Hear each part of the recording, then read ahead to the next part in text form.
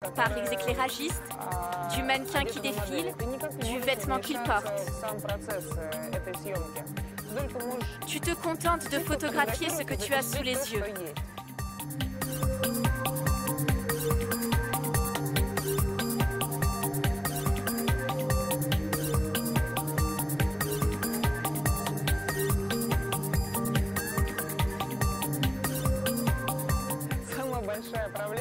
Le problème le plus important auquel je suis confrontée lorsque je photographie des défilés, c'est le nombre phénoménal de photographes présents.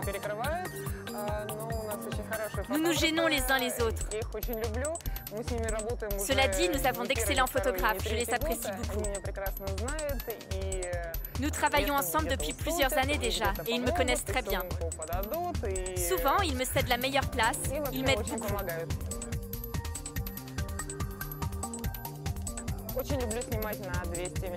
J'adore photographier avec une longue focale, parce que les gens ne le remarquent pas.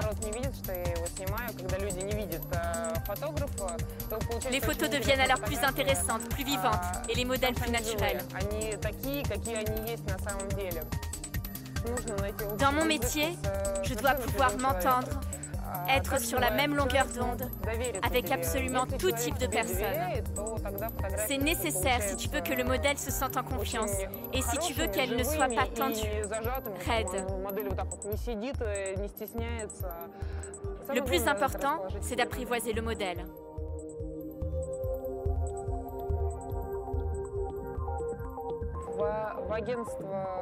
Dans l'agence de Vyacheslav Zaïtsev, veulent rentrer des jeunes filles parfois très jeunes, entre 13 et 16 ans, qui souhaitent devenir mannequins. Elles suivent des cours intensifs de défilé, de danse, de maquillage, de vidéo, mais aussi mon cours de photo. Je leur indique comment se comporter devant un appareil photo, quelles poses prendre, lesquelles ne pas prendre, comment travailler avec tel ou tel éclairage.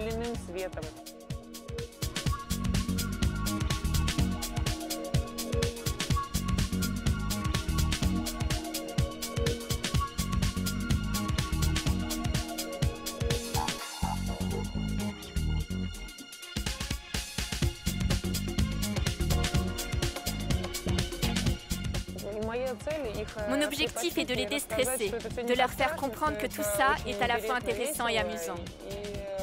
Qu'il ne faut surtout pas avoir peur de l'appareil et se faire photographier le plus possible afin que l'appareil s'habitue à toi.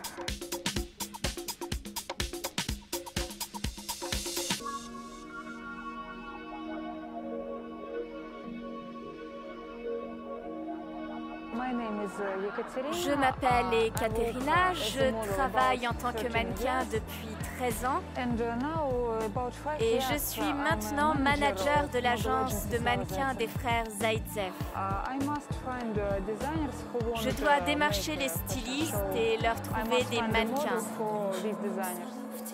Le plus difficile actuellement, à cause de la crise, c'est de trouver du travail à mes mannequins.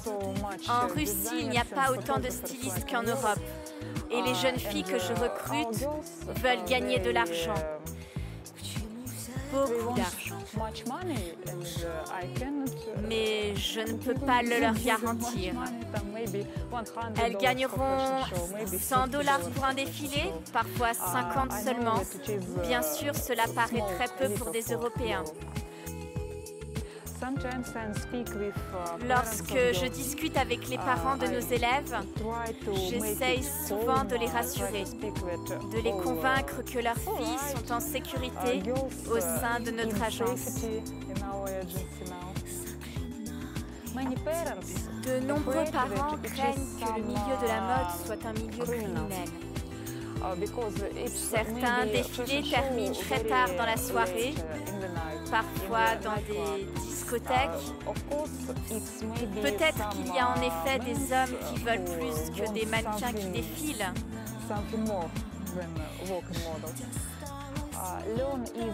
L'enseignement dure 2 mois, mais je pense qu'il faut au moins 6 mois pour assimiler des techniques de défilé. Certaines jeunes filles ont une bonne démarche dès le départ, mais certaines doivent attendre 1 an avant de bien défiler. Parfois, je me trompe au moment des castings. Il me semble que la jeune fille que je regarde n'est pas assez fine, pas assez grande. Elle n'a pas une très bonne démarche. Mais au bout de 6 ou 7 mois, elle se métamorphose. Un bon mannequin, c'est une jeune fille qui est dotée des qualités physiques essentielles pour ce métier. Elle doit être grande, mince, avoir une police, de beaux cheveux. Un mannequin doit impérativement avoir un caractère solide, être discipliné et avoir un minimum d'assurance. Sans cela, il lui sera difficile de travailler dans un milieu où la concurrence est implacable.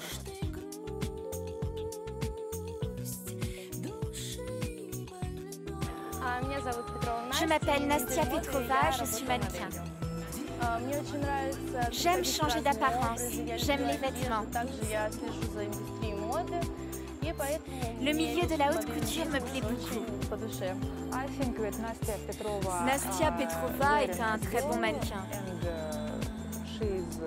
Elle est très disciplinée, elle défile beaucoup en Russie. Et notamment récemment lors de la semaine de la mode à Moscou. Je pense qu'un jour elle fera carrière en Europe.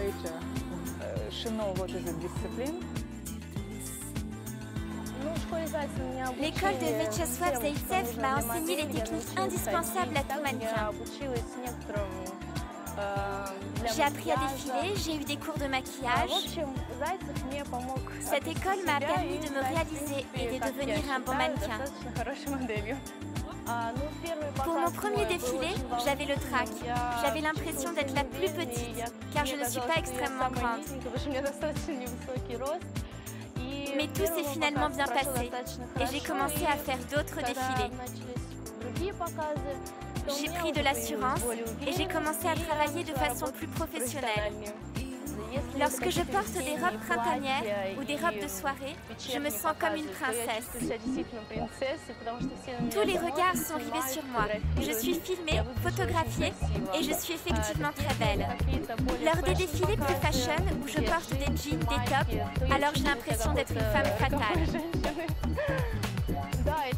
Bien sûr, cette activité est très prenante. Je fréquente des soirées mondaines, des clubs branchés. Lorsque tu deviens mannequin, ta vie est très remplie, surtout à Moscou à mon avis. Je suis très près de la tendance et j'essaye de choisir toujours les couleurs qui seront à la mode ce mois-ci. Je me tiens également au courant des défilés et je me dois d'être habillée comme un mannequin, c'est-à-dire bien de façon stylisée, tendance. Personnellement, je préfère travailler dans ma ville, c'est-à-dire Moscou. Les moscovites s'habillent de façon très stylisée. Les jeunes femmes russes s'habillent très bien et prennent soin de leur apparence. C'est une ville très dynamique qui bouge beaucoup. Lorsque nous passons 2 semaines en Europe, ce rythme de vie nous manque déjà. Ce n'est peut-être pas la ville la plus agréable à vivre, mais nous aimons cette ville parce qu'elle est vivante, dynamique, elle se développe à un rythme effréné.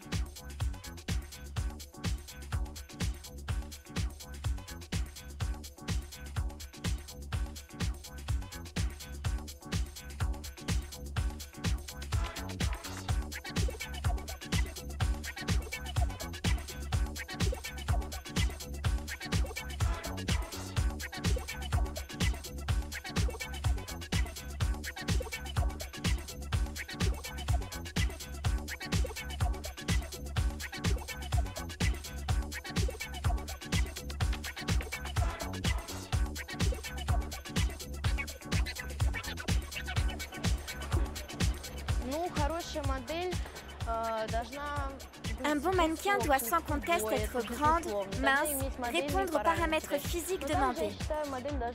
Mais elle doit également avoir un certain charisme, car la mode est un milieu mondain où tout le monde se connaît et travaille ensemble. Lundi, j'ai travaillé pour la styliste Nadezhda Slavina, qui présentait sa nouvelle collection. Ça m'a beaucoup plu. Ses robes sont en général incroyablement raffinées et féminines. Et il s'agit de vêtements que l'on peut réellement porter au cours d'une soirée. Hier, j'ai participé à un autre défilé, une collection printanière très haute en couleurs, dédiée à l'anticrise. Et ce défilé m'a apporté beaucoup de sensations agréables, de sourires et de bonheur.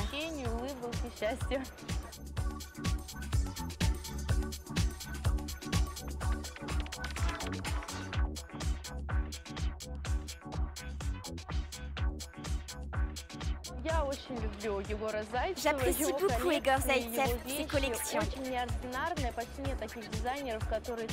Tout ce qu'il fait sort absolument de l'ordinaire.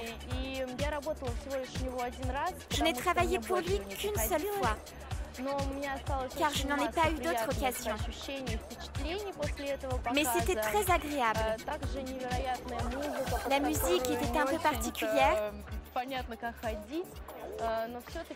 On ne savait pas trop comment défiler dessus. J'ai beaucoup apprécié travailler avec lui.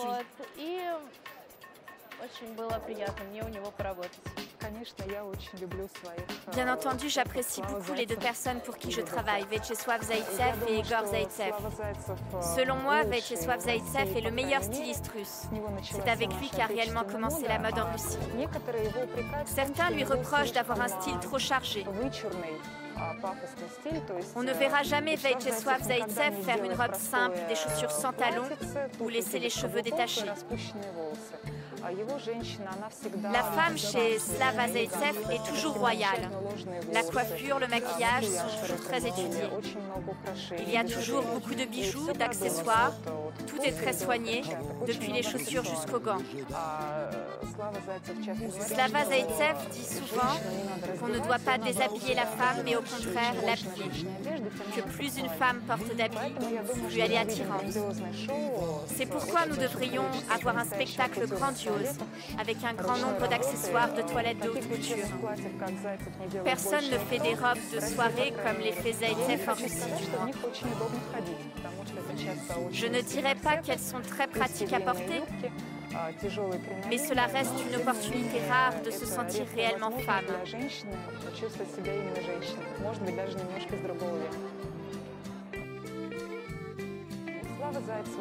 Viacheslav Zaïtsev et son fils Egor Zaïtsev ont des styles totalement différents. Peut-être même que Egor, par esprit de contradiction, a choisi une toute autre voie que son père. Egor sait concevoir des vêtements classiques, mais il trouve cela ennuyeux. Il est plutôt un styliste d'avant-garde. Ses vêtements ne sont pas destinés au commerce. Ses créations sont l'expression de son énergie intérieure, de ses réflexions personnelles. Et il ne cherche pas réellement à savoir si ce qu'il fait est tendance, si ses vêtements sont mettables ou s'ils rencontreront un succès commercial.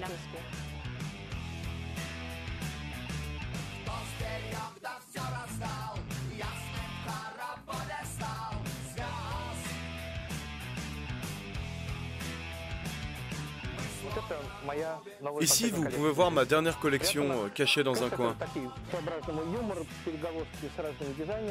Bien entendu, il s'agit d'une collection humoristique dans son genre, avec des références à d'autres stylistes. Ma tendance à moi, c'est le développement des épaules. Ici, il s'agit d'un manteau de femme, jusqu'à de grands modèles absurdes de ce type.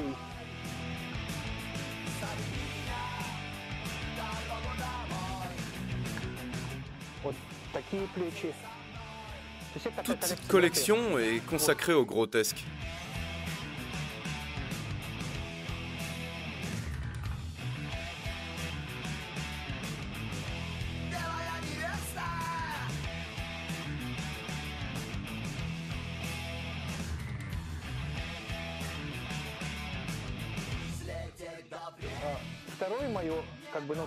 L'autre aspect important de mon style, ce sont les grands cols. Je pense que la mode, c'est-à-dire la haute couture, en tant qu'expérimentation, ne doit pas forcément se concentrer sur l'utilisation de tissus nobles, mais sur des idées, sur la créativité. Par exemple, le thème Dior, le Dior du début de 1947 et le Dior d'aujourd'hui avec John Galliano, mon styliste de prédilection, se retrouve dans ce sablier retourné. C'est aussi du grotesque. Je suis parti d'une esquisse, j'ai dessiné des lignes qui s'enroulent.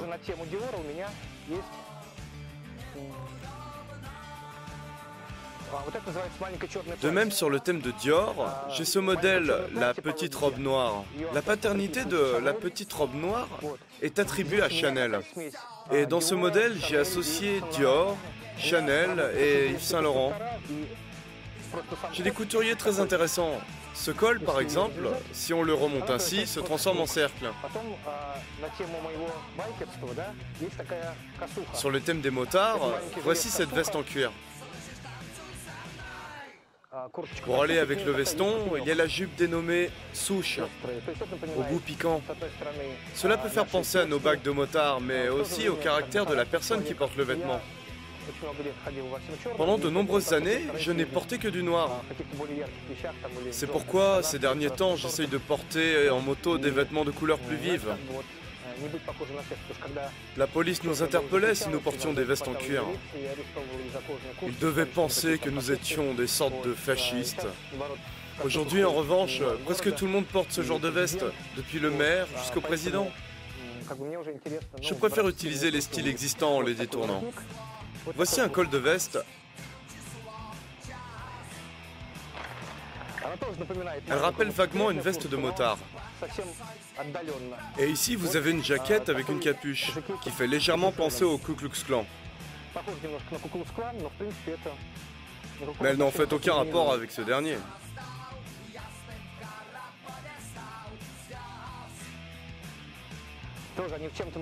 Ceci peut faire penser au personnage d'Halloween. Mais pour moi, c'est un clin d'œil aux années 80. Ces larges épaules, toutes ces lignes viennent de mes dessins.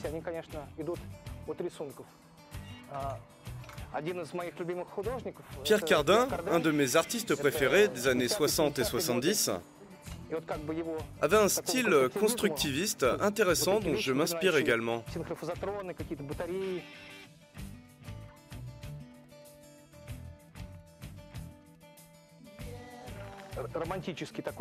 Les lignes de ce col, cette fois de style art moderne ou art déco, me font penser au dessin de mon père. Lorsque, dans les années 80, il dessinait des orchidées avec de très beaux pétales. Ceci en est une variante décadente.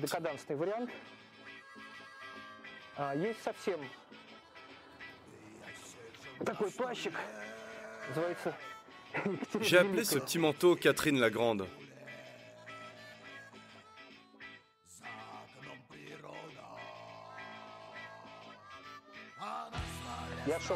Je suis parti du thème du rouleau. Ces lignes, ces volumes forment des spirales. Le concept de cette collection est particulier. Elle n'a pas été pensée